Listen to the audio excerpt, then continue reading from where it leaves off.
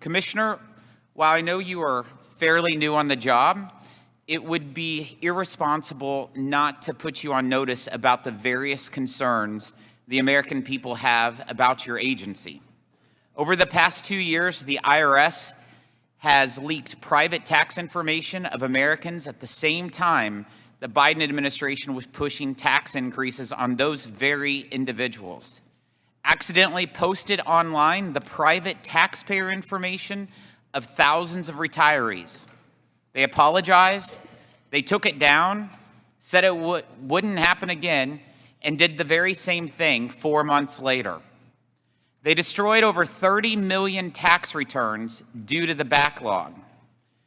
They tried and then delayed for a year a new paperwork nightmare of gig economy workers under the new 1099K reporting requirements, and promised to release a spin plan for the $80 billion pay raise Democrats gave the agency, only to fail to explain whether low-income taxpayers will be protected from increased audits, and failed to show exactly how many bureaucrats in total you plan to put on the payroll. Repurpose $3.9 billion of the $80 billion to support costly green corporate handouts, and request an additional $43 billion for your agency last month on top of the $80 billion it received last August. Concocted plans to become the tax preparer, the tax filer, and government auditor of the American people.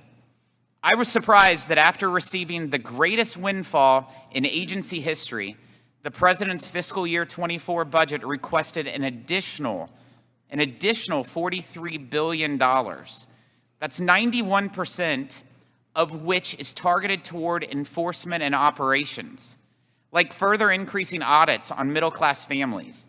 Meanwhile, the IRS cannot tell us in total, beyond the next 2 years, how many people it plans to hire with its new funding.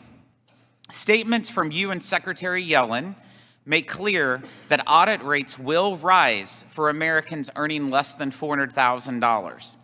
The only question left is how fast those rates will rise. When I asked for a plan, I was not looking for assurances. I was looking for concrete proposals of how the Treasury Department and your agency will protect lower and middle income Americans.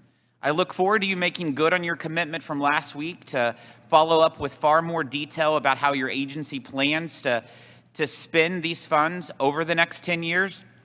Democrats supercharged the IRS with the hopes of raising billions to pay for special interest tax breaks for the wealthy that are now projected to cost 3 times that amount.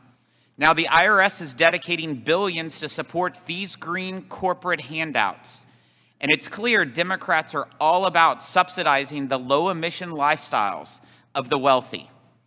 It's not only new audits Americans have to worry about. The Inflation Reduction Act includes new reporting requirements for any Venmo or PayPal transaction over $600.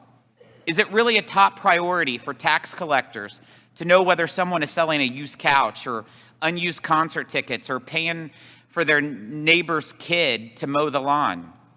This gives your agency too much power and in effect creates a surveillance network that will invade Americans' privacy and squeeze them out of more of their hard-earned dollars.